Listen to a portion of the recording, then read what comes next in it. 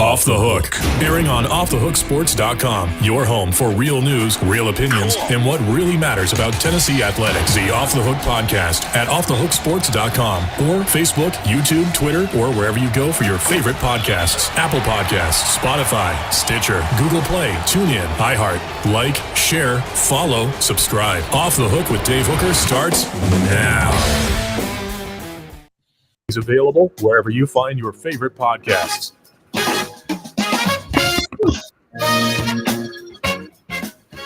Blowing Amanda away. Sorry. So, good morning, Amanda. How are you? Doing well. How are you? Zero idea what day it is.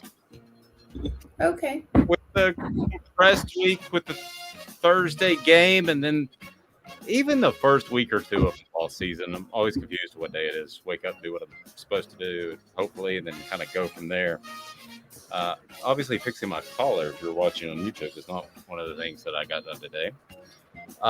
So, here we go. Big show on tap today as we're going to visit with John Adams of the Knoxville News Sentinel. Also, we've got coming up some news about John Gruden. That's right, groomers. Tennessee is 1 day away from their opener. We'll continue to take a look at that.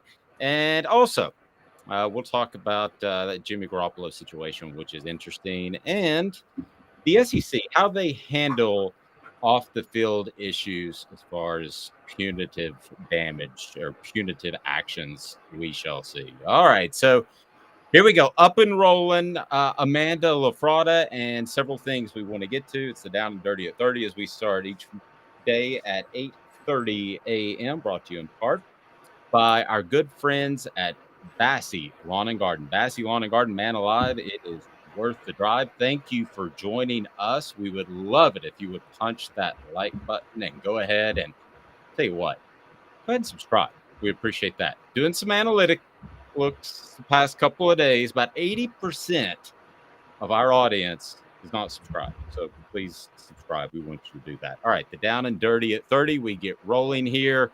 And Tennessee, a 1 day away from playing Ball State. And Amanda, I was asking John Adams yesterday, and I've asked some other people, when has the optimism for Tennessee been at an all-time high? In my lifetime, I would say heading into a season, it was probably the highest was 97 because it was Peyton Manning's senior year. Now, that was quickly over, like within 2.5 weeks because they didn't beat Florida. But that was probably in my lifetime the most excited, anticipated season that I can remember as far as the Tennessee fan base. This, to me, is a close second. For different reasons, you've been in drudgery. You don't really have a Heisman candidate, kind of. But you did with Peyton Manning. You don't now. That's a better team.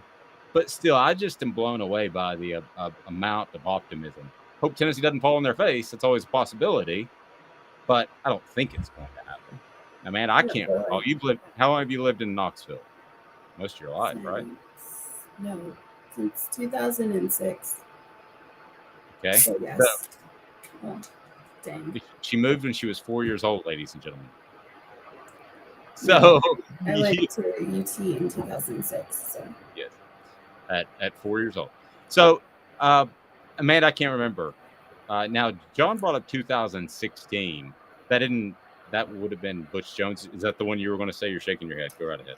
Yeah, I think that's the one where they beat Florida. Right, and everybody thought Butch was kind of the guy, and then we quickly realized he wasn't the guy. I agree with that sentiment. 2014 was pretty hyped. I know that because I wrote about it back then. But I remember a lot of people were really excited about 2014. And then that kind of went downhill. Yeah, and it has gone downhill for Tennessee more times than not over the past 12 years or so. So, I mean, it could happen. It just doesn't feel like that. Perhaps it could one day, but it doesn't feel like that now. But as far as expectations, what will make Tennessee fans happy? We've kicked around the 8 or 9. I think 9 would make them happy. I think pushing 10 would be significant. All right, the down and dirty at 30. So an interesting column, I thought, by Keith Farner. The postseason bans may be a thing of the past once the NCAA adopts several significant modifications to the infractions process. Now, this could affect Tennessee because they have received their notice of allegations from the NCAA. Could affect Tennessee. I don't think we're talking about any sort of postseason ban. I don't think it's anywhere in play, but the postseason ban would pretty much be taken away. The idea is to punish the people that have done the wrong thing. And I don't know that by punishing, especially in the case of, like, say, Jeremy Pruitt, a postseason ban punishes the people that were wrong. He's gone. I don't know that. Who is, like, what? Like, punishing kids? This doesn't make any sense. Who's punished in the postseason? I mean, I guess the financial punishment's there, but not really. No, there is no financial punishment for not going to a bowl game. They break even to go to the biggest bowl games.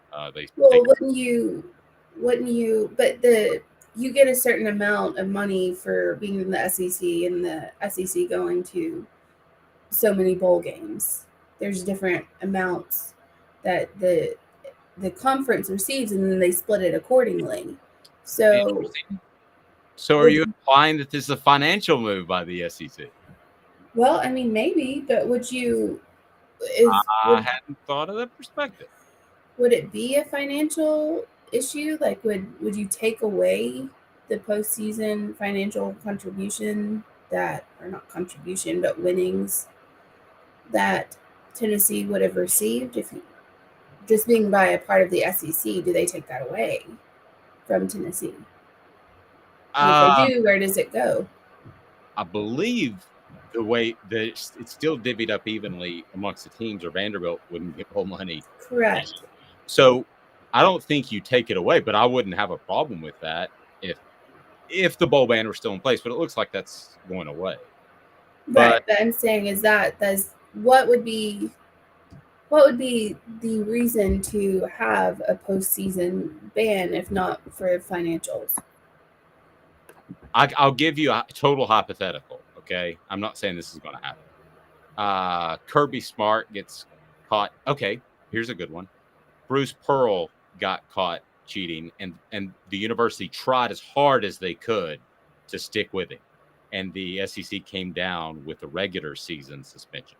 So there's a prime example. So if you let's say Kirby Smart was involved in some sort of off-season recruiting scandal, and Georgia said Kirby Smart's the next Nick Saban, can't let him go, and they stick with him, then that's kind of different than the break with Jeremy Pruitt. So I think that's what they're telling the schools. No, I mean, I get that. I'm not saying that, but I'm just saying what I don't understand from the past is if you're banning like people from postseason, what damage did that ever really do? What did it? Oh, great question. What did it do to the university? Do you want me to give you a coach's answer or the real answer? The real answer. Did they take the financials away? Like, what did they? Nothing. Essentially, not much. Nothing or not much. Today's tough question is, what does a postseason ban do? Nothing or not much. Probably either would be fine. So it really doesn't do much to the university at all. A coach's answer would be, hey, I get 2 more weeks of practice with my guys and I get to take them. And there is some exposure for the university. But ultimately, does a Music City Bowl make or break your program? No.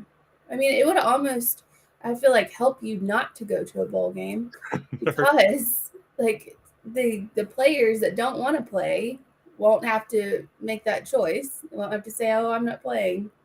I'm sitting out because of the NFL prospects. I mean, and then you won't have to go to a big city like Nashville and worry about what your players are doing at 2:00 in the morning. Okay. Again, coach's answer, not Dave's answer. I don't get my 2.5 weeks of NCAA sanctioned practice. What do you don't need it? What's the point? It's weak. It's a weak argument because these guys do almost as much in summer workouts and off-season workouts as they do camp. There's just not full pads. So it's hard for me to imagine that they're just going to sit on the couch and watch bowl games all December if there's a postseason ban. No, it'll be voluntary practice or voluntary workouts, which means it's not voluntary. It's involuntary. If you're not there, you're not going to make the team.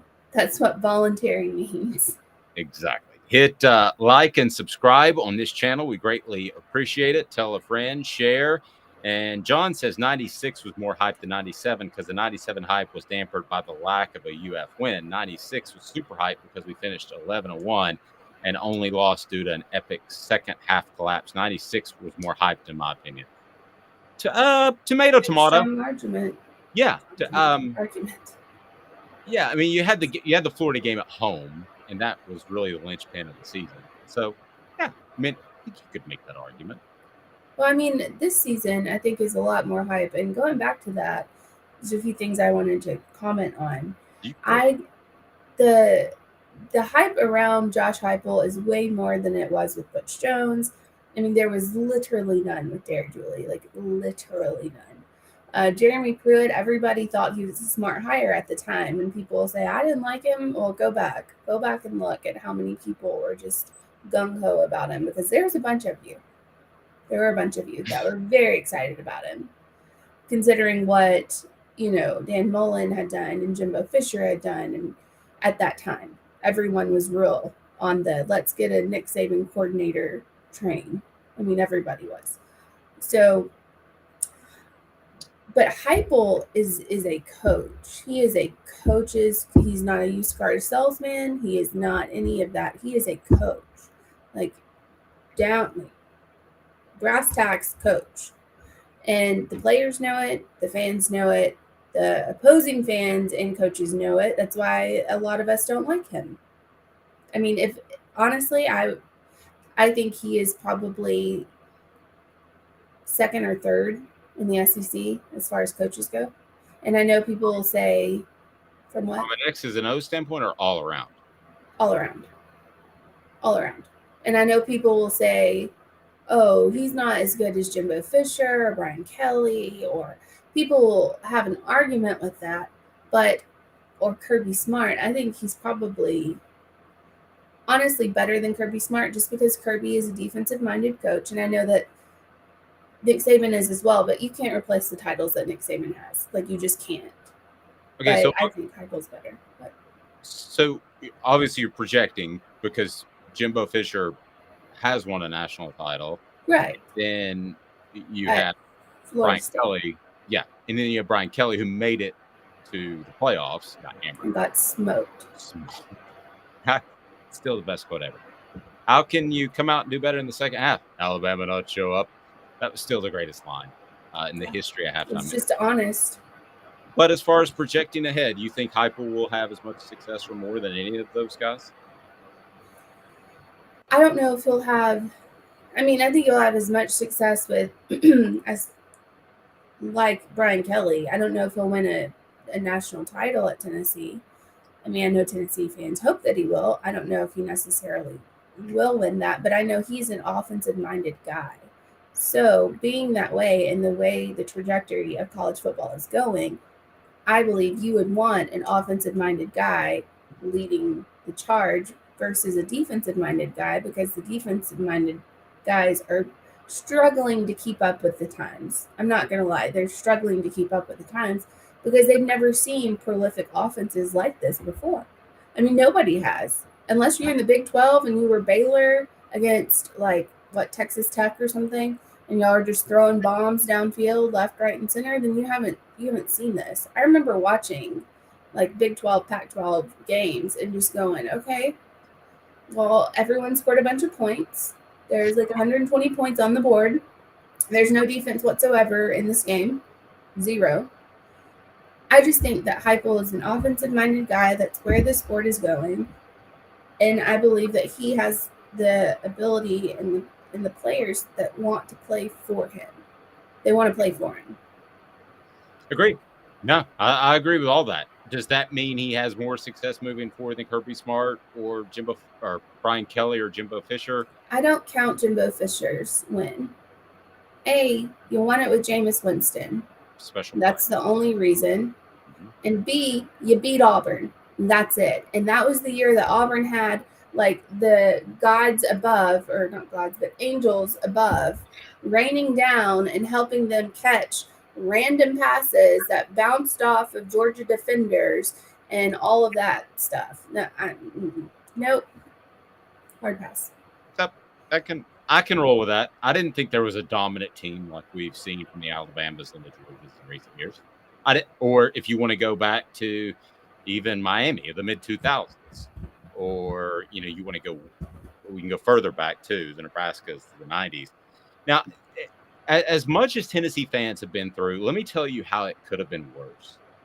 Please, again, punch that like button and hit subscribe. But let me tell you how it could have been worse. Former Las Vegas Raiders coach John Gruden has broken his silence. He has publicly addressed the email controversy that cost him his job in October. So Gruden, who is now 59 somehow, said he was going to be honest with the gathering. He said, quote, "I'm ashamed of what has come about in these emails, and I'll make no excuses for it. It's shameful, but I am a good person. I believe that. I believe that. I go to church. I've been married for 31 years. I've got 3 great boys. I still love football. I've made some mistakes, but I don't think anybody in here hasn't. And I just ask for forgiveness, hopefully, to get another shot." Mm-hmm. Okay. When you apologize, you don't throw out a million different reasons why you're a good dude. A. But B, will he at 59 years old get another shot? So everybody wanted him to be Tennessee's head coach. Yes, I think he will. I think he will too. Now, I think it'll be kind of like that. I think it'll be a lower level school. If he really loves ball, I don't think John Gruden loves ball as much as he says. I think he loves being around ball. I think he likes making $10 million a year, whatever he made, for being a broadcaster. I don't know that he necessarily loves ball and loves football. I don't know that. So I think if he were totally honest, he'd say, "I'd love to get another gig in broadcasting," but he's not going to say that. And then one other thing that I wanted to touch base on: 2 DUI arrests, 2 different responses. This by Matt Hayes of Saturday Down South, who I think does a great job. You have Kentucky announcing Monday that suspended all SEC running back Chris Rodriguez for the season opener, and Mark Stoops. That Rodriguez could be among a number of players who will receive multiple game suspensions. Now, you have Alabama defensive coordinator Pete Golding, who was arrested this offseason charged with driving under the influence. I'm not going to get into the particulars of either, but it does illustrate to me, Amanda, the fact that there needs to be some sort of governing body within the SEC, because we know the NCAA can't do it, that doles out whatever punishments they feel like these people deserve. Because you have a vested interest as a school with a player or coach. You want him there on game days. So I'm not picking on Pete Golding. I'm not picking on Alabama. I am saying at the core issue, you need somebody, Amanda, to make some of these decisions that isn't wearing the team colors. I don't know how you can.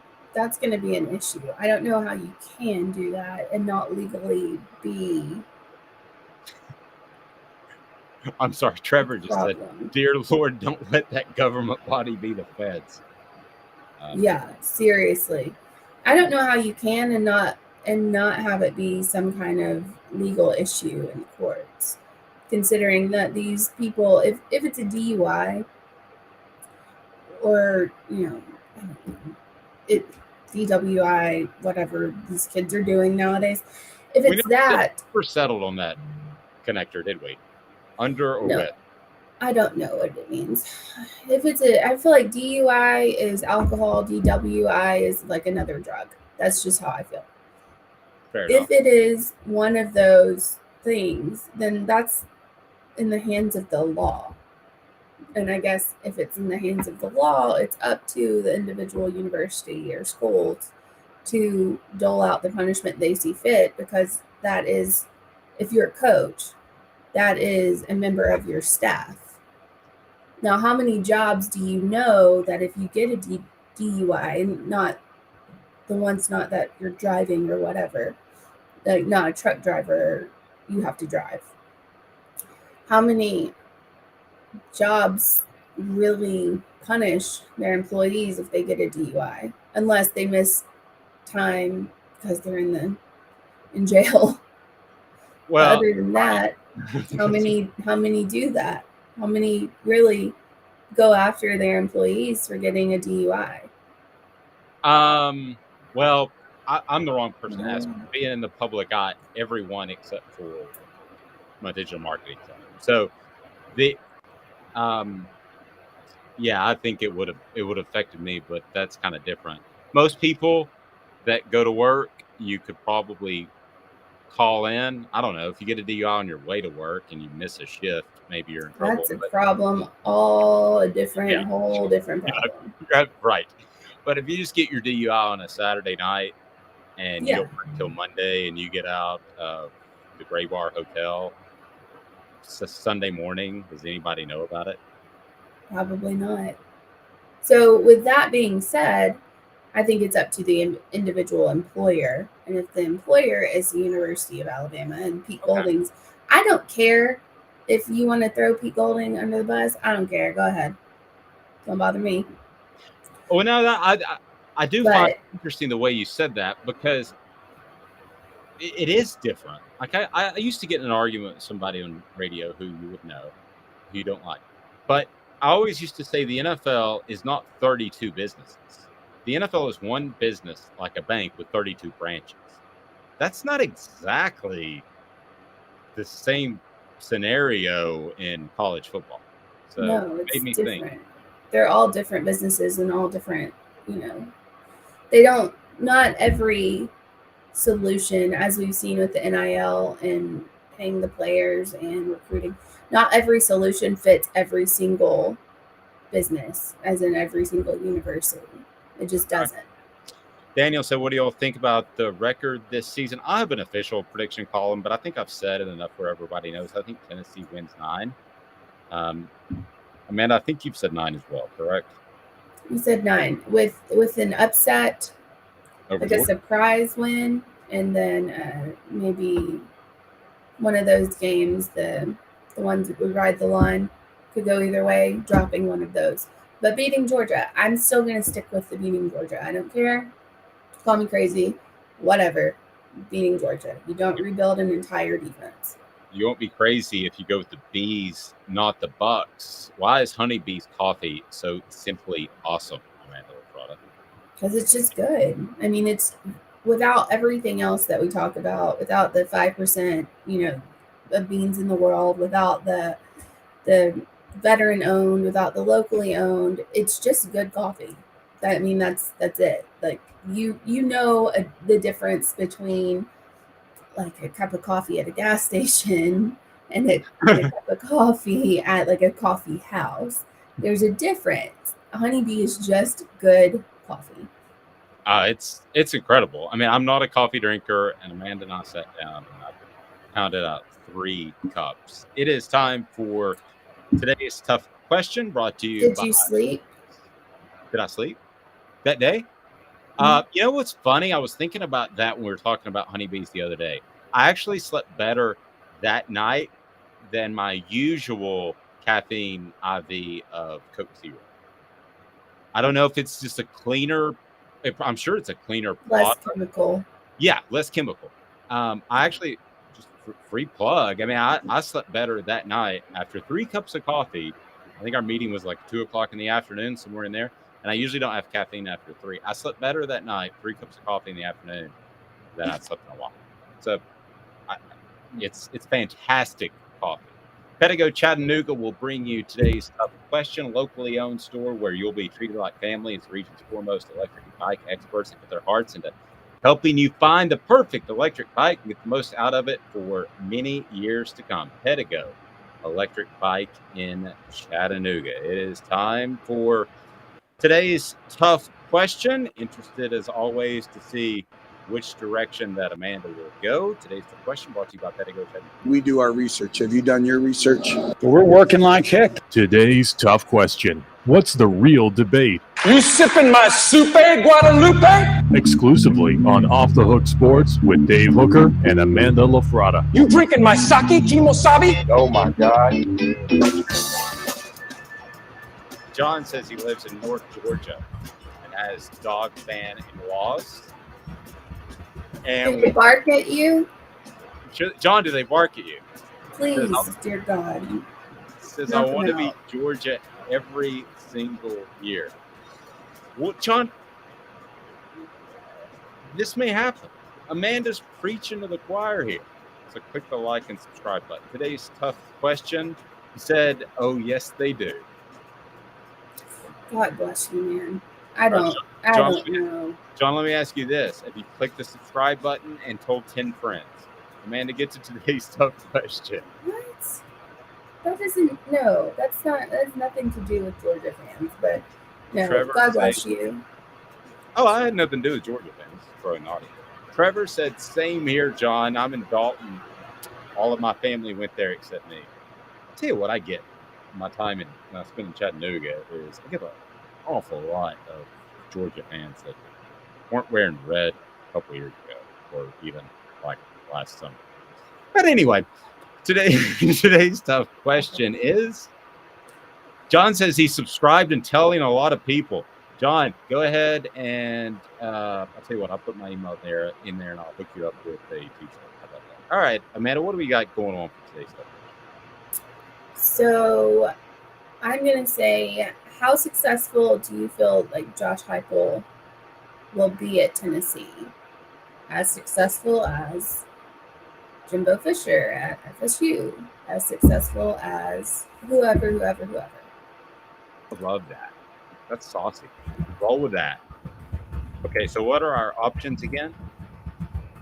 So, how successful do you think Josh Heupel will be at Tennessee? I'm going to do the Nick Saban. Just got to throw one out there. Alabama is successful. Or Brian Kelly successful. Sam's saying, not to interrupt you, but Sam's saying some will go crazy and threaten players and other stuff. Are we talking about Georgia? We're threatening players? Wow. I'm pretty sure they're all bark and no bite there, Sam. Whoa. Amanda's throwing heat this morning.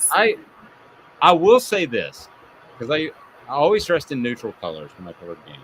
There was something fun about seeing Georgia fans sneak up behind another fan base and bark at them and scare the bejesus out of them. No, it's not fun. It's fun it's fun to watch one time. And You then get shot for that. People get shot for less. If you sneak up behind me and scare the bejesus out of me, I'm swinging. I don't even care. I will swing on you. I will swing. Keep your barks to yourself. I don't need you barking at me. I have a dog. I don't need other dogs. Fair enough. Stay in your lane. Fair enough. I have an issue with Georgia because I went to a game, a Tennessee-Georgia game, and I wore neutral colors because obviously I wasn't a fan of either team. Just wasn't.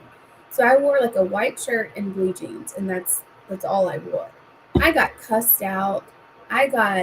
People barked at me you look like idiots. Treat you like that? That's not right. I just have RBF hard, and everyone knows that, so it's fine. But just acted like absolute idiots. Just doesn't, like, it was the dumbest thing I've ever seen in my life. They held up signs that said, and I'm not even kidding you, and this is going to sound horrible. They held up a sign that said, "It's not rape if they volunteer." Oh my gosh. Yeah, at Georgia. Horrible. Apparently somebody agrees with you. Athens is the drunk capital of the world. What was that acronym you used a second ago? RBF. What does that mean? Is that a bad word? resting bee face. Okay, maybe I'll figure that out. Resting female dog face. Okay. All right, I got you. All right, so today's tough question is, and I'll tell you where else. All right, so how successful do you think Josh Heupel will be at Tennessee?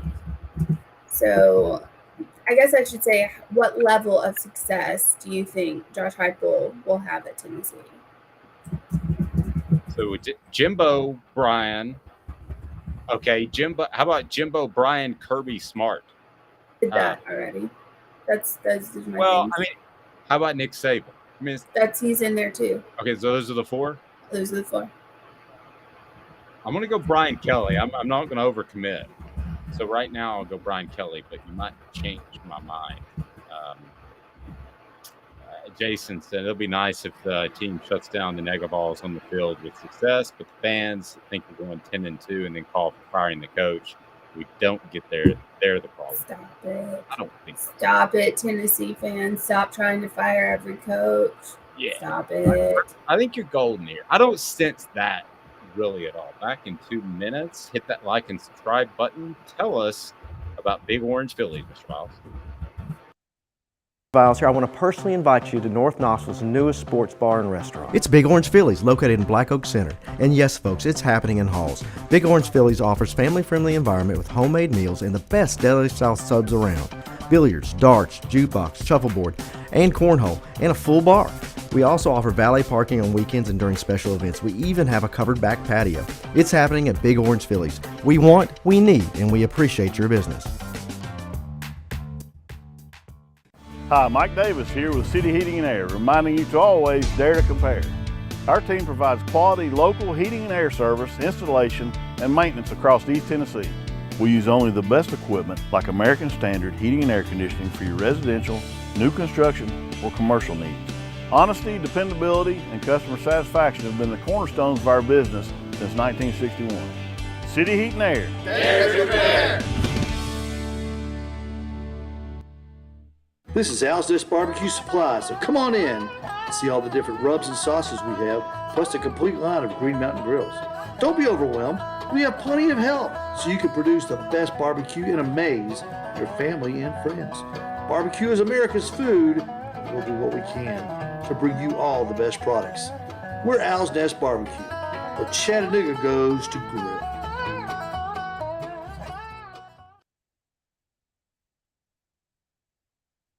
Do you want to own the more that owns every job? Then get to Vassey Lawn and Garden in Cleveland and get you a Toro. I'm David Vassey, here to talk to you about Toro. With a Toro Zero Turn, you'll get more out of every minute and you'll reach the finish line faster. At Vassey's, we like to say, no matter if you're mowing 3 acres a week or 11 lawns a day, homeowners and business owners alike find confidence in equipment they can trust from top to bottom. Vassey Lawn and Garden, Highway 60 North in Cleveland. Man alive, it's worth the drive. So I got to be honest with you, I struggle a little bit with how to even kind of address this issue because it's serious and it's playing out on national TV every Saturday morning. I'm struggling to hear you. I'm sorry. How about that? The better? There you go. Yes. I was looking away at my computer. So be sure and hit that like and subscribe button. We want to be a part of your day. We air every day at 8:30. Amanda, the Lee Corso situation, I thought Ryan Brown had a fantastic column on it on Barrett Sports Media, which they started as just covering radio stations, and now it's branched out, and it's kind of trended towards sports a little bit more than other formats. But nevertheless, it's kind of an industry insider sort of thing, and he's written stories about how everything is going digital, and obviously we believe that. And those are great columns, but he kind of ventured off a little bit, and he wrote about Lee Corso, that Lee Corso deserves to be able to say, it's time. I'm walking away. Amanda, he really struggled with Saturday. And it would be easy for us to jump on here and be Skip Bayless and Stephen A. Smith and say, he's got to go, he's got to go. That's the easy. They got to go. Yeah. That's the easy take, right? So it was I'm not even talking about from a viewership perspective. It was painful that I hurt for the man, literally hurt for the man and his family. I'm sure you've seen clips. It was week 0. Not a lot of people were watching, but how do you handle this situation if you're ESPN? Because he really struggled. I would be stunned if this wasn't his last year, but I said that going into 2021 as well. How would you? So this is this is a delicate situation. Hard. I mean, it is a very delicate situation. However, there's something to being said that people live for something. They live for doing something. And this could very well be what is keeping Corso going. I mean, is he at his best? No, but it's a tradition. I don't think you can push him out if you're ESPN. I mean, if you're ESPN, you could push anybody out because you normally do, and you look like an idiot anyway, and that's why your ratings are going downhill fast. But anyway, I digress. Joe Paterno, he coached up until literally they pushed him out and he died. And I understand the whole, we're not going into that of why he got pushed out or why, if he should have or if he shouldn't have, blah, blah, blah, blah, blah. I'm not going into that, but I'm just using it as an example of he coached and as soon as he stopped, he died. Coach Paul Bear Bryant, same thing. He died within 28 days of him stopping coaching. Lee Corso, I feel like this might be that kind of thing where this is what he lives for. This is what keeps him going. And when it's done, he's done.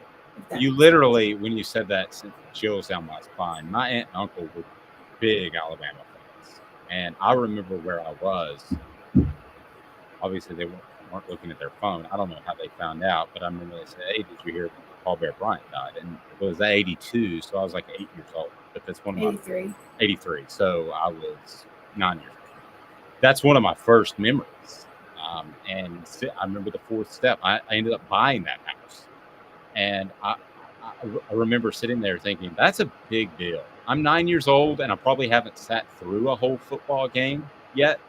But I knew that was a big deal. So when you said that, I literally got chills down my spine. And I think it's the same thing. I hope if he retires, but I think you're right. I think that once he's done with that show and he doesn't have purpose, we've seen it before.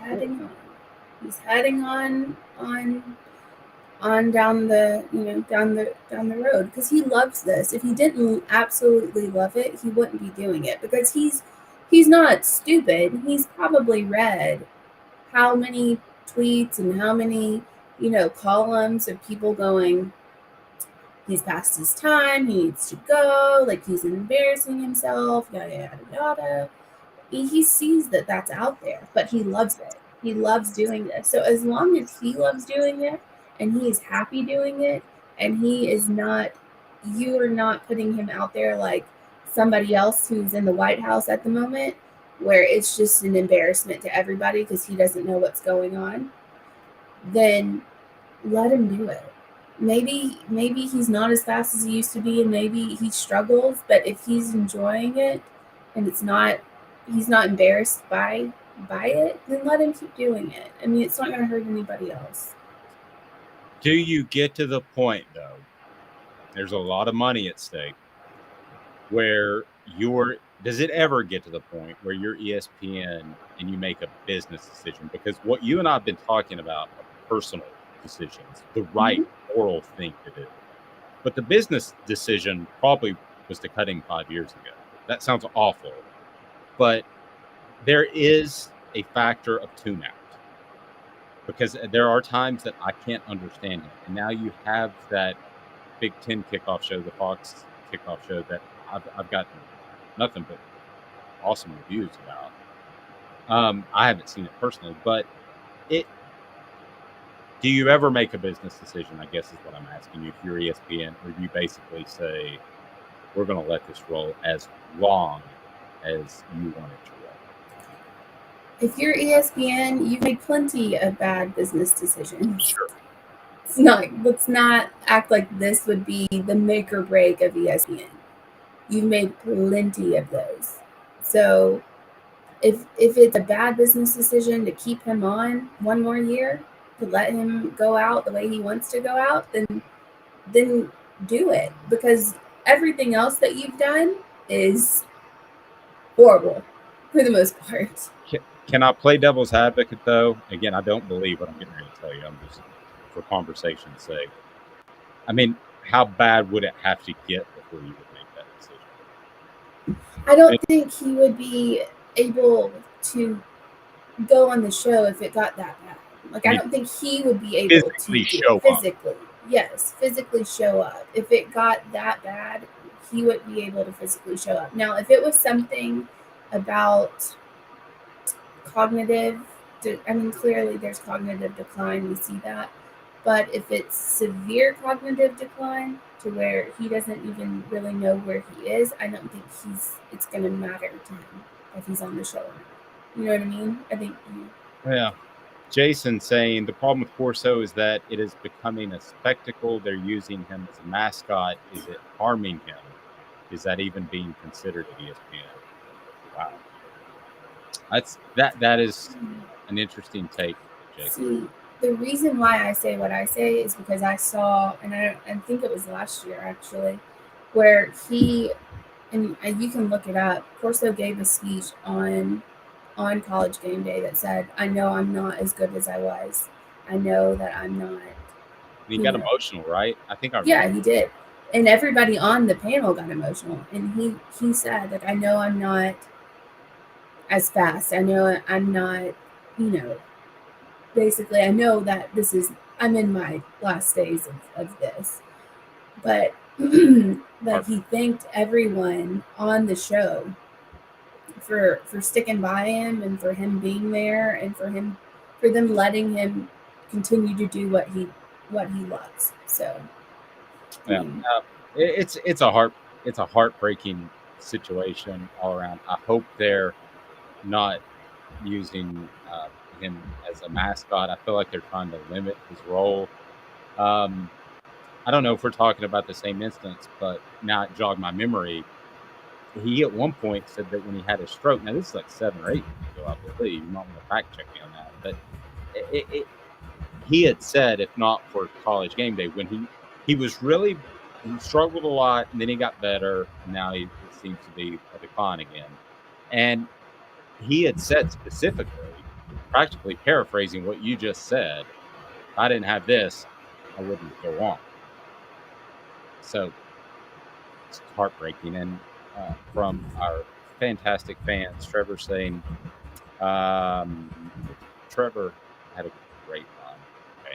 I'm not going to get into politics, I never will. But Trevor said, we have a dude running the dang country that is in worse shape, and I'd rather have Lee Corso running the dang country at this point.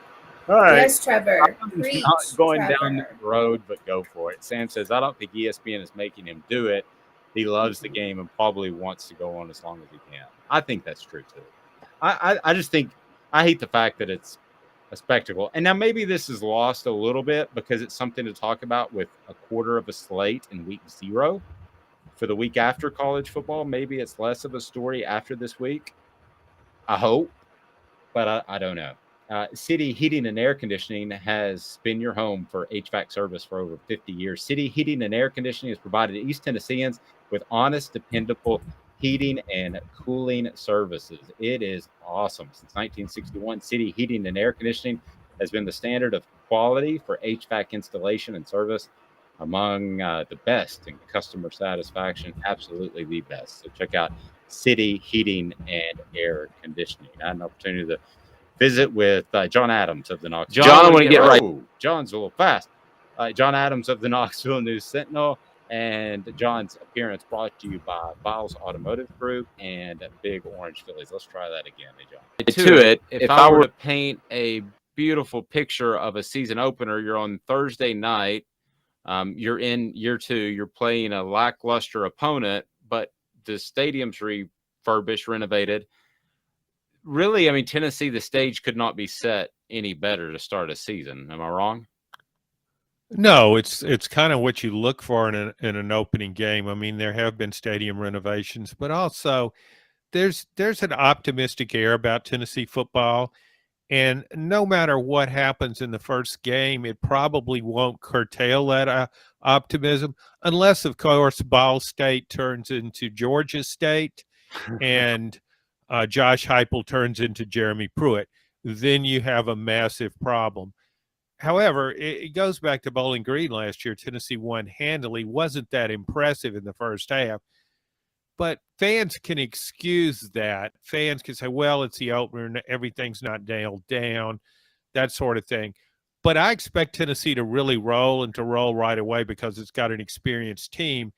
And if it does that, I think fans' excitement will carry over, along with a little trepidation, into the Pittsburgh game, which will be much more competitive. Yeah, Pitt's a better team than I think a lot of Tennessee fans realize. We're probably better up front on both sides of the ball. But we'll get there. I think Tennessee also benefits from having this mini sort of off week heading into that game. And, like I said, the excitement is at an all-time high. I can't remember heading into a season it being this high, John. Do you recall a season in which optimism was this strong? Maybe you go back to 2016.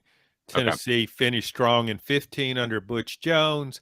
Then had a fast start in 2016, so everything gets ramped up. It beats Georgia and Florida, and everybody thinks Butch Jones is going to be the next General Neyland. Didn't quite work out that way. He wasn't even Private Neyland, but he had the haircut. Yeah, he would have passed inspection. Yeah, he wouldn't have passed anything else, but he would have passed inspection. No, when Nick Saban said we're only going to pay you $24,000 a year to be an analyst on our staff, he said that's no problem. My haircut cost only $6. So, John, with Tennessee and the optimism around this program, how much of that is pinned on the offense and what they were able to do last year? Very much so. I don't think anybody looks at Tennessee's defense and says, man, we're really going to shut some teams down this year.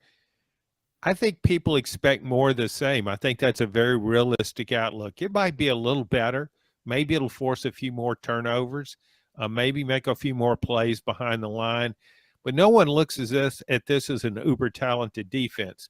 So I think everybody is all in on the offense. You averaged 39.3 points per game last year with modest talent. And so there's an infatuation with this system that Josh Heupel puts out there. We've talked about it before. The guy's a really good offensive coach, and he gets receivers open about as well as anybody in college football today. So when you look at, I think people kind of write off the defense, and then you look at, okay, what are some questions? What would be some things you look for in an opener? Everybody, I think, wants to see how the Southern California transfer Brew McCoy does. He's a big physical receiver, and so that's one of them. And who will be the left offensive tackle if you want to get a little more inside football? How well will they protect Hendon Hooker? And then it's kind of about, is Hendon Hooker significantly better? Can he hit the deep ball more? I think all the questions are about the offense. I think if you're a Tennessee fan heading into the Ball State game or heading into the season, you would say, can the defense be a C+? Yes, I will take that right now. I think they would take a C right now. I'm not going to argue with you. I'll tell you who is never a C. They're always A+ when it comes to customer service and integrity. It's Vols Automotive Group. It is car shopping made easy. That's because they have an awesome selection, exceptional cars there on the lot. They are available. I know they're tough to find, but they can do it right there at Vols Automotive Group. They'll take care of your financing, and they'll keep you going with their great car service as well.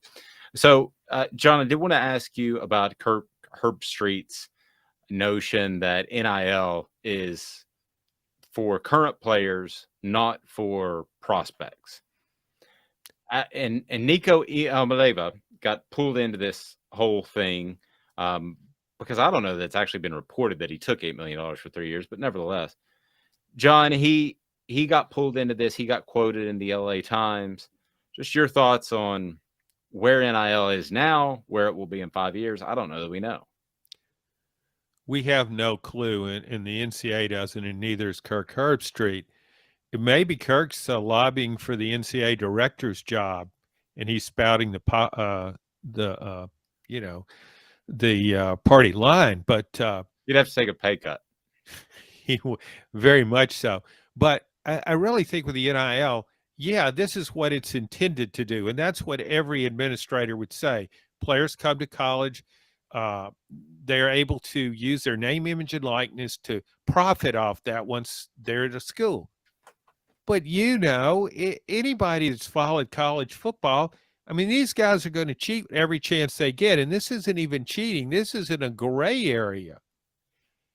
So, of course, it's going to become a recruiting lure. How could anybody have looked at this and thought otherwise? There's just no way.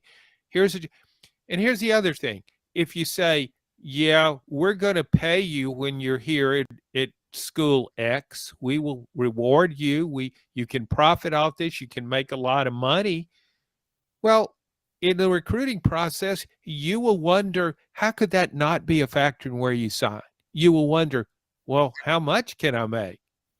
And so they'll write a number down on a sheet of paper and just leave it there in the living room of the recruit's family. It's just, come on, common sense. It is why, Amanda, that I thought it was so funny when Tennessee fans got just outraged about Kirk Herbstreit's comments about NIL and including Nico. Amanda, because ultimately if the players show up, prospects show up, and they see players are well taken care of financially, that's where you want to be. If those players are taken care of, if you show up on official visit and they're going to a nice restaurant instead of Taco Bell, I don't know that they give players money to take them out. I get that. But if you see they're living right and they're not driving a beat-up Toyota, they're driving a decent car, then I think that is where Tennessee will benefit from NIL long term. Not just the throwing maybe $8 million at one guy, because that's not sustainable. Yeah, but if you're 18, like, you're not thinking about the future. But I'm really not concerned about what you go quite there. I'm really not concerned about what the 18-year-old thinks. I'm talking about the businesses. Like, I don't think you're going to be able to throw vast amounts of money at a prospects, because businesses at some point are going to say this wasn't worth the investment. That is my thinking on the matter, because Nico could be fantastic. Still, is he worth $8 million for 3 years? He could be a 3-year starter and not a superstar. That's a lot of money, $8 million. Yeah, but the school's not paying it. Right. I just don't think it. My point is, I don't think it's sustainable. I don't think giving somebody $8 million. Yeah, and that's not going to work. Where NIL helps Tennessee, and this is what I've been preaching, I wrote a column about it. Where NIL helps Tennessee is 5 years from now, when those prospects are showing up and they're seeing the kids are taken care of. That's where it's going to help everybody. But it helps the power teams more. It helps Tennessee and Alabama and Georgia and Florida more than it helps Kansas. Well, yeah, because they have more money to throw around. Right. They're in a bigger city. Well, not Gainesville, but we're talking about. You're talking about either a big program or a big city is the way. Yes. Now, obviously, Vanderbilt is not that. They're in Nashville, but still a Vanderbilt. So I think we should say a big program versus a big city, because I think we are. But I think big city is important, because big city means big corporations that can throw around cash. So that's not necessarily. Now if you are like you said, Vanderbilt is in the middle of Nashville, but if you are the lead program in your state, then you're going to have the most donors. Like, if you're the biggest program in the state, like Alabama, much bigger than Auburn, as far as donors and stuff go, but they're in Tuscaloosa. Yeah, I'm not arguing that at all. You either need to be an elite program or be in a big city. And because, listen, Mississippi State could make it to the SEC championship game, and it's still Starkville. There's a limited amount of advertising dollars that are going to be there as compared to a Knoxville. Ultimately, they could have the same success, and I believe there would be more NIL dollars in the bigger market. So that's what Tennessee is. That's what you should be excited about, Tennessee fans, not just necessarily getting Nico. Sam says Tennessee fans love NIL because it puts us on an equal footing with all the Auburn run type programs. Random shot at we take more shots at Auburn per capita than any show in the nation. Is that fair? They're just sitting ducks, so they're super easy. Or tigers or eagles, or pick a mascot. Pick one. Get one animal.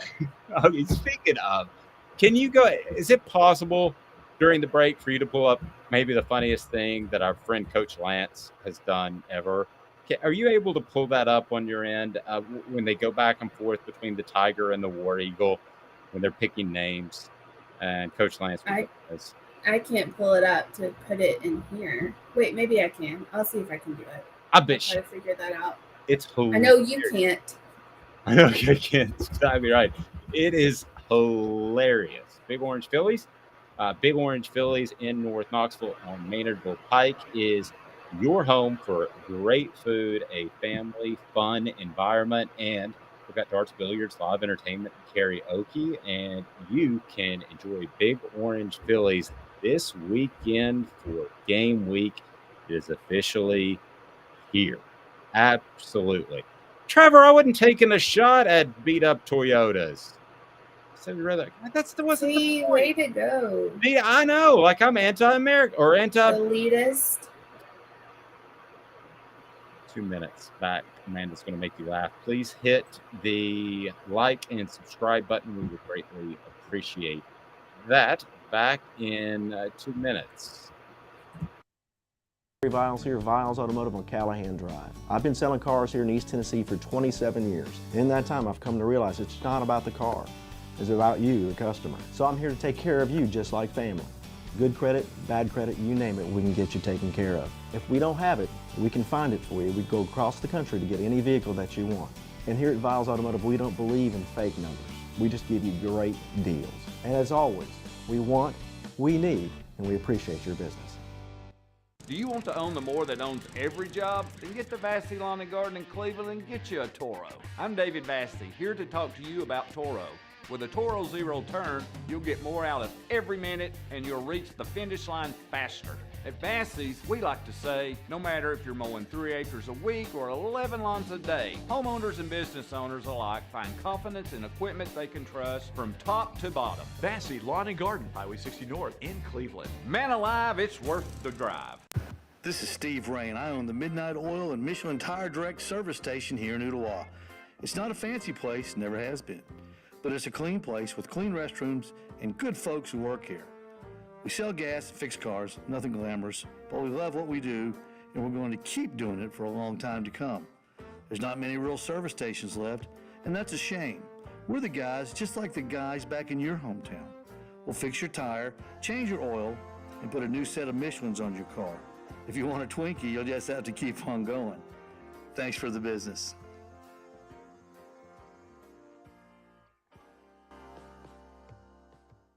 Hi, Mike Davis here with City Heating and Air, reminding you to always dare to compare.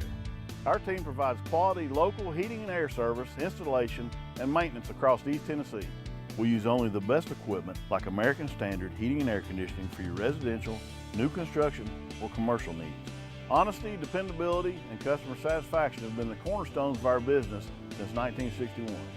City Heat and Air. Dare to compare. So I promised to laugh, and I may do my promises. I'll go ahead and tell you that. Why did you promise a lie? A laugh. Promised a laugh. I thought you said a lie. Promised a lie. That sounds like a name of a book, doesn't it? Or a Poison song. I don't know. Break up. Yeah. like a breakup top of Poison song. Owl's Nest Barbecue, your home for everything you need in barbecue. The pellets, the wood chips, the sauces, the rubs. It's all there at Owl's Nest Barbecue. It is unbelievable. And they've got those Green Mountain grills that I've got my eye on. They are absolutely fantastic. All right. So, Amanda LaFrada, our friend Coach Lance, who will join us tomorrow in our game day edition of Off the Hook Sports with Amanda LaFrada and Dave and me. Coach Lance will join us tomorrow, but I wanted to go ahead and get to this because it is absolutely hilarious. So just tell me, as we do live television radio on the fly, do I pull this up on my side or yours? Or do you pull it up? It's up there. It's Okay. up there. Now, this is put it in. Coach Lance, who you've seen on Twitter, who is absolutely hilarious. We love his stuff. We consider him a part of the team. We're looking forward to having him on tomorrow. If you're listening, Coach Lance, I'm sorry I haven't texted you back yet. That is happening. Crazy times. But here is – now, I think – I'm going to be honest with you. I think the Auburn double mascot thing is cool. And I'm in the minority. You're insane. You make me insane. But I'm going to go ahead and tell you, I think the War Eagle is cool in and of itself. I think the Tiger is lame.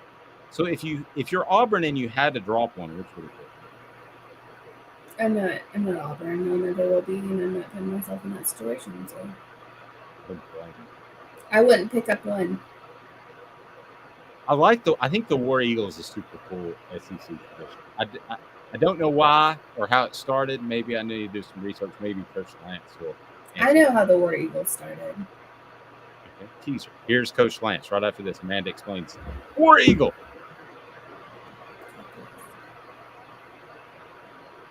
I don't think we have that playing, Amanda. What? I don't think that's playing. I don't know if you can hear it on your end. I cannot hear it. I can hear it. Why don't you send me the link and we'll see that if we can pull that up. So how did what are the beginnings? All you have to do is go on Twitter and find it. What is the origin of War Eagle? So it's something I can't remember now. It's something about I can't remember now. I know it, but I can't remember it. I don't know. Let me just find it then. Screw it. We'll just find it. And then we'll go ahead and pull up Coach Lance's. I'm sure. Probably just blocked it out of my mind. Now, have you ever been around one of those eagles? No. Now that is cool. You have to admit that, right? No. Would you not admit that? Why do I want a bird flying at me? In person, they're super cool because they're way bigger than you would think. I've seen the eagle fly around. Exactly. So what is the point? Yeah, I'm scared of birds, but I did find the eagle to be pretty. You are walking like oxymoron, I swear. Take off the oxy and you nailed me. Trevor said a bird died and crashed onto the field. That's what it was. Yep. That's where War Eagle started from? Love it, don't you? That's lame. That just took away all the coolness that I thought War Eagle had. So it crashed, a bird died. Completely confused. Today's tough question we asked earlier, while Amanda gives us a better explanation of War Eagle. Hopefully, because I don't understand why a bird dying and falling. I can read you why. Okay, I would like that. Okay. So there are 4 different stories on the Auburn website behind the Eagle tradition that encompasses the Auburn spirit. The first took place in 1892, and the most recent happened in 1913. So it's a tradition that's been around for a long time. There's no proof of where it actually came from. Everyone will give you a different story. However, let me find it down here.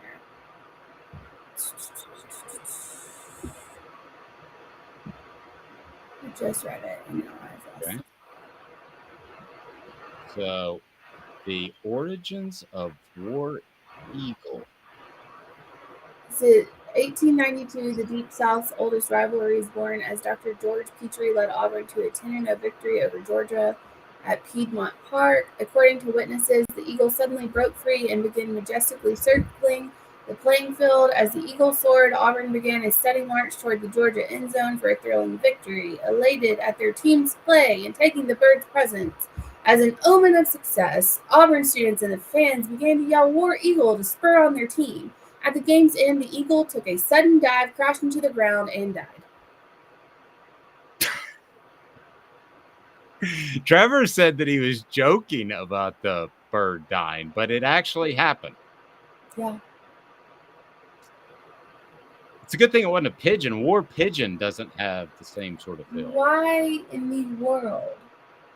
That eagle did not want to be a part of anything that y'all had there. It probably had some kind of cognitive disorder and dived into the ground and died. Well, why else would you dive into the ground and die? Oh, no. Unless it was the blue from Auburn and it thought it was water. That happened to Boise, didn't it? Boise State needs to take that field and shove it. I hate that field. That is the dumbest thing. Well, before they striped it, birds thought it was actually a lake. I think it should be illegal to have that. Well, before they striped it, they would dive into the field. And yes, you told me that. I still think it should be illegal to have that field. I think that is stupid. I think chrome helmets should be illegal. And I think any color field besides green should be illegal. The end. Unfair advantage on both sides. How's it unfair advantage to have a blue field? Because it just looks different. It feels different. It's not the same. It should be standard uniform green field. You're playing on a blue field all of a sudden. I don't think it's normal. Yeah, kind of like a Vanderbilt deal in basketball. Vanderbilt has benches in the ends instead of sidelines. It's just different. And maybe that is an unfair advantage. I'd thought about it like that. Zool Beer Company is the official craft beer of Off the Hook Sports. Why, Amanda? Because it's darn tasty and they got ice cream too, but it ain't for the kids. No, please don't order it for your children. Just don't. Unless you want to win like the worst parent of the year award. Just don't order it for your kids. Please. No, don't. It's got alcohol in it. It's bad. Yeah. You don't want to do that. But everything else there at Zool Beer is absolutely fantastic. It is right there in downtown Knoxville. Great panoramic view where you were able to see a lot of downtown. Great parking too. It's something we don't mention. Go to Zool Beer, zoolbeer.com to learn more. All right. So where do we stand with today's tough question? So today's tough question. I made my vote. I thought Heupel, if you want to reset it, go right ahead. You say reset it as in like I'm going to speak it. Use your mouth. Speak it. Okay. Well, resetting it is a different thing. Okay. So what level of success do you think Josh Heupel will have at Tennessee? 30% of people saying, 35% saying Brian Kelly level, 30% saying Kirby Smart, 25% saying Jimbo Fisher, and 10% of people actually think he'll be like Nick Saban. That's going to be a stretch. I'm just going to go ahead and say, if that's the case, I'll go ahead and tell you I did not see it coming. I think that's an incredible stretch. Alrighty, it's time for Message Board Bingo, one of my favorite parts of the show, and it's brought to you today by the Mattress Place. 22 years on Chapman Highway, Marine Corps veteran owned, A+ accredited member of the Better Business Bureau, over 225 5-star reviews on Google. Huge selection of the two-sided flippable mattresses like the old days. No gimmicks, 30 to 70% off each and every day. So are you ready for Message Board Bingo? Because I am excited, Amanda Lafrada, and I actually got 2 correct yesterday. That's not bad. Take it, maybe. One. I'll take 1. Message Board Bingo is now. All right. I was dreaming about this team making a run into the playoffs this year, woke up and haven't been able to go back to bed. Man, I'm so ready for this weekend to get here. I guess I'll just drink coffee and wait for that yoga show with the hot chicks and downward dog to come on. LFGOOO, fellas. I'm starting to get that tingling sensation in my plums.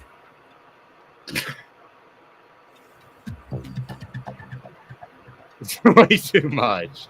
That could be almost any fan, couldn't it? I will go with Vanderbilt because their head coach says that's going to be the most dominant program in college football. No, that would be consistent with the dumbest fan base in the world, and that's Auburn. Shots fired at Auburn. I love it. All right. Shots fired at Auburn. Auburn fires shots at themselves. All right. 0-1. I can't take all these posts that we've already lost the game before it's even played. Screw those dogs. I've seen them choke for years, and their quarterback sucks. Did we give up when the Nazis bombed Pearl Harbor? No. We win. I love that line, by the way. You know what that's from? No, I don't. Animal House.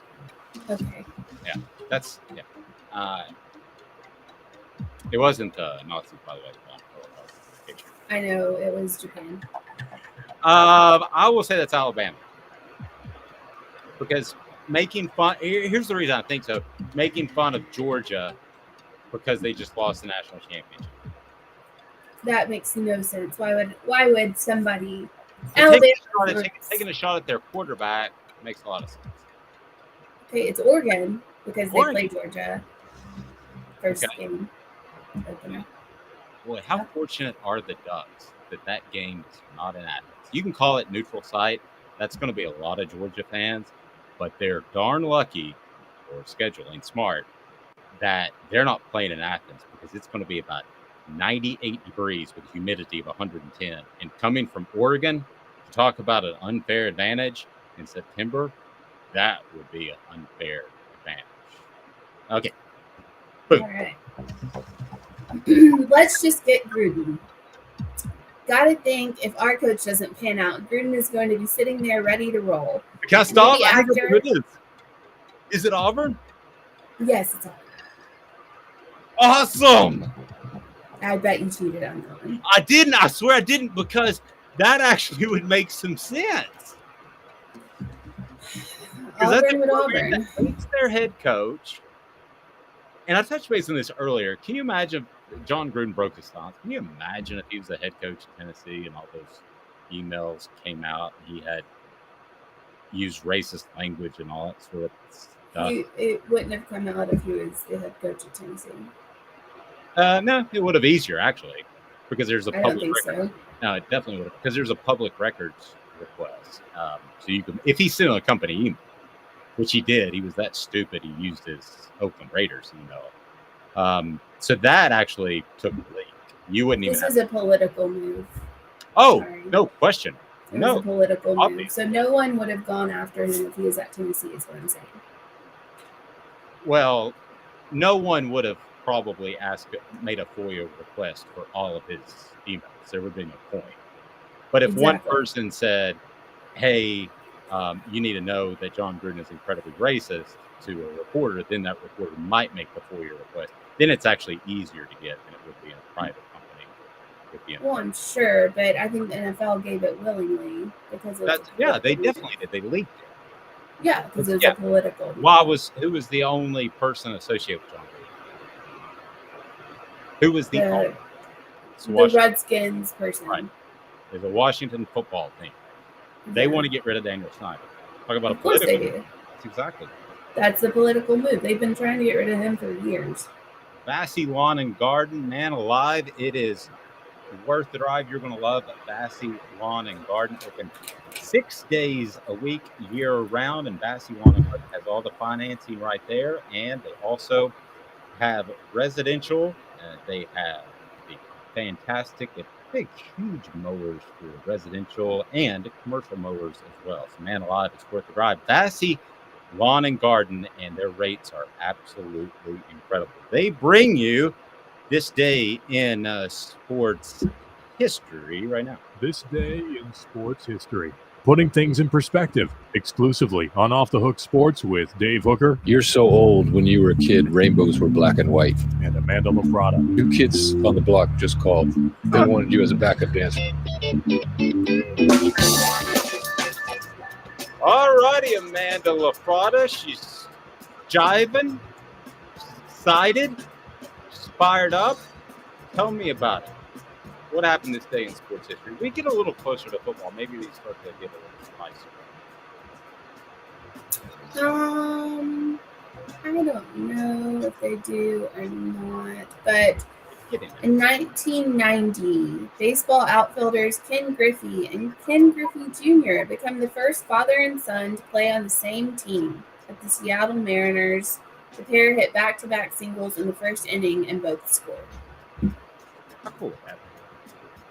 Hit back-to-back singles with your dad or the son, either one.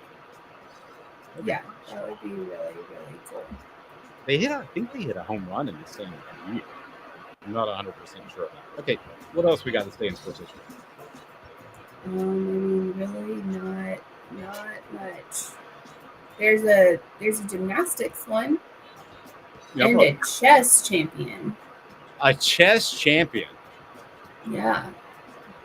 In 1994, Pentium computer beats world chess champ Gary Kasparov. Kasparov, I remember that. That was a big deal. That was Big Blue. Okay. Well, they beat him. The computer did. That was a big deal. He was very frustrated and ended up walking away and just saying that, hey, this isn't for me. And he admitted it. No, the guy. No, I'm saying, yes, it's not for anybody because he's playing against a computer. But at the time, computers weren't smarter than people. They didn't do billions of calculations every single month. So at the time, it was a really big deal. Remember, it led off the evening news that he got beat by a computer. Little did we know that computers can do billions of calculations in like a millisecond. So, yeah, that's going to happen from time to time. You're going to see computers beat the chess champion. Are you a chess player? Have you ever been a chess player? Favorite board game is? I don't have time to play board games. I have like 4 jobs. What about favorite games? Rummy. Rummy. Gin rummy or non-alcoholic rummy? No, just regular rummy, not gin rummy. And I like spades a lot. I love spades. I'll challenge anybody to spades game. Anyone. You know what's strange is my wife's incredibly good at poker. Yeah, I can play poker too. I enjoy poker. Yeah, poker's fun. Really though, poker, all gambling games, once you kind of figure them out, kind of get a little bit boring after a while to me. I kind of went through blackjack and then I went through craps and I learned how to play it and I got to the point where I was 45%, but I was still losing. Blackjack's super simple. I don't know who that is, David. Blackjack's absolutely super Yeah, he's telling me, in 1997, Eddie George runs for 216 yards on 35 carries and scores a touchdown as the Oilers, playing their first NFL game in Tennessee, beat Oakland 24-21 in overtime at the Liberty Bowl in Memphis. It's a pretty good one. Yeah, David just came in to show me that. You forget that the Titans showed up and played their first year in Memphis. And that was a long time ago. That was absolute. That's when you wondered. That's the one time you wondered if the NFL had made a big mistake. I know the NFL's made mistakes, but like a monster mistake of allowing a franchise to move, that was a monstrous deal. Because they went to the Liberty Bowl, and yes, there were the promises. And now we look at Nashville and we think this huge cosmopolitan, metropolitan, awesome town. But back then, it was just a cool city. And when you thought, yeah, I mean, I love it. So when ultimately you see the Titans move to Nashville, it just cemented a lot of things. And I thought definitely helped out. But man, when they were back in the Liberty Bowl, that was just absolutely brutal. It was certainly tough to watch. So, as far as heading into the weekend, other than the Tennessee game, I'm certainly interested in the Georgia-Oregon game. What other games do you have your eyes on, either in the SEC or beyond? Take a little look at the schedule because tomorrow is going to be dominated by Tennessee and probably so Friday too. Yeah, of course I am interested to see Alabama, Utah State. Also Florida, Utah is a big one, I think. That's going to be a big game. Who do you like in that game? Utah. And I got to two. And you corrected me on the spread a couple weeks back. What was the spread on that again? I think it was because you said it was Florida was favored 2, but they're not. Utah was favored 2 when we talked about it. I haven't looked lately as to what it is at the moment, but I would take Utah. Yeah, and I do want to see that Georgia game. Yeah, it is an opportunity to scout out a lot of opponents for Tennessee fans. What do we learn about Georgia in Week 1 playing Oregon and potentially Bo Nix? Well, we see how dominant their defense is, or not dominant. Yeah, their defense is not. I think they're going to struggle hard against Oregon because Oregon's always fast. I mean, it doesn't matter what it is; they're fast. They've ran this type of offense for a long time, longer than anyone in the SEC has. So they're going to be. I mean, I know Georgia's probably going to be bigger, and Oregon's not going to have a defense to stop anybody, dear God. But I just don't. I see Oregon scoring a lot on Georgia. I do. I just see them scoring a lot. And I know SEC, Pac-12, completely different. I get it. But I think we'll see how inexperienced Georgia's defense really is. Utah is a 3-point favorite. You're right. I had that backwards. I think it was 2.5 when we first talked about it. We would have never thought that would have been the case a few years ago, but now Utah is clearly the better program, at least for now. I don't know about long term, but this year, what would that mean for Florida if they were to lose the opener at home to Utah? I mean, for learned fans, sorry, Florida fans, you're all not learned. But you know that Utah is good. Amanda knows that Utah is good. I know that Utah is good. But for some people that walk into a stadium, they look at Utah and they think that's not even the Big Ten. That's not the SEC. That's not. There's some school out there. How do you think their fan base would respond to that? I mean, honestly, I think, and I don't know how good Utah's going to be. I'm always wary of these teams that they just pull randomly out of, the Midwest to here we are. I'm very weary of that, but I think Florida is very bad. I think they're not going to be good at all, and I think if Utah comes in there and takes care of business against Florida, then that's just setting Florida season up for failure. I mean, it really is. It's just you drop that first game, it's not good for you going forward. It's just not. What happens if Tennessee? Now, I think some people expect the Pitt game just to be a win. That they're better up front on both sides of the ball. I don't think that's a guaranteed win. I think Tennessee wins. They're way better at the skill positions. But if Tennessee beats Pitt, and that's not a given, and Florida loses to Utah, what kind of fan base is Tennessee going to be heading into that Florida game? We've seen this before where Tennessee has gotten a little overexcited about Florida and some people let them down over the years. What's it going to be like if that scenario plays out? I don't think we've seen and you can correct me if I'm wrong, I don't think we've seen Florida start off their season playing someone like this. Like this dynamic. And so if they drop, this is going to be surprising if Florida pulls this out. I mean, if they pull out the spread, I mean, if they only lose by 3, that will surprise me. But if that's the case, Tennessee fans, I mean, I don't see how Tennessee loses to Florida this season. I really don't. In the past, it's been Florida's had cupcake opponents, so you really didn't see how they fared against anybody big that first, week or two. But then they get to Tennessee, and that was really their first,